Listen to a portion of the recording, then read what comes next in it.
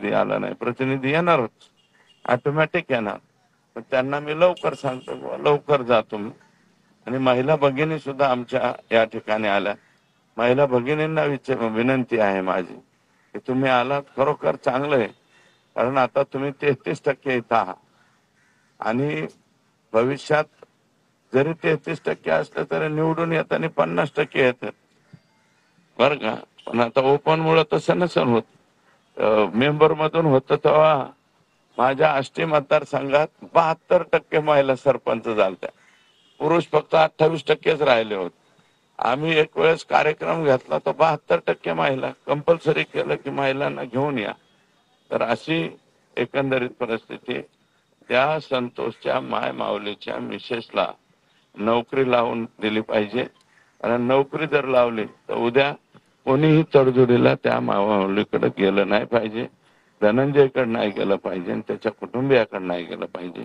याची संपूर्ण जबाबदारी आपण घेऊ.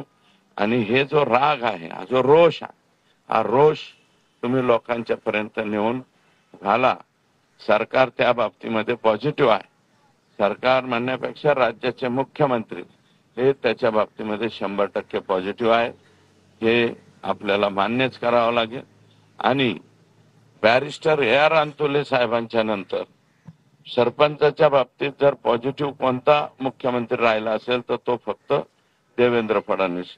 मधल्या कोणत्याही मुख्यमंत्र्यांनी एवढं पॉझिटिव्हली सरपंचाकडे बघितलेलं नाही, तेवढं त्यांनी निश्चितपणे पाहिलेलं आहे. आणि आज संध्याकाळी देशमुखांचं कुटुंब त्यांना मी बोलवलंय.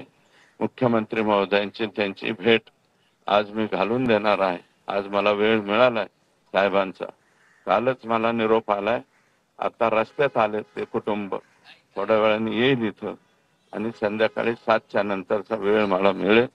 ते कुटुंबाची आणि साहेबांची सुद्धा मी भेट घालून देणार आहे. विजय वाकोडे साहेब, त्यांचा डेथ झाली परभणीमध्ये, त्यांचंही कुटुंब हे CM साहेबांना भेटायला येते. त्यांनाही तिथं भेट घालून त्या ठिकाणी देतो. आणि आणखी काही मागणी ती पॉझिटिव्हली आपण त्या ठिकाणी करू, एवढंच नम्रपणे सांगतो. आणि मुख्यमंत्र्यांनी सांगितलेल्या शब्दाप्रमाणे यातल्या कुणालाही सुट्टी मिळणार नाही. आका असो, आकाचा आका असो, नाहीतर बाका असो, नाहीतर टाका असो, ही सगळीच्या सगळी ही बिन भाड्याच्या खोलीत गेली पाहिजे, एवढा प्रामाणिक प्रयत्न आम्ही करू.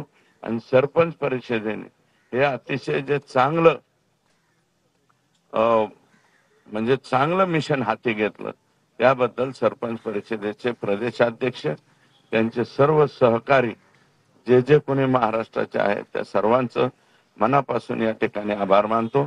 आणि आपण ज्या भागातून आलात त्या भागातल्या लोकप्रतिनिधींना आणखी जाऊन भेटा की हे याच्या बाबतीमध्ये कुठेही तुम्ही चुकीच्या लोकांच्या बाजूने राहू नका, एवढीच विनंती तुम्ही करा. अशा प्रकारची विनंती करतो आणि या ठिकाणी थांबतो. जय हिंद, जय महाराष्ट्र.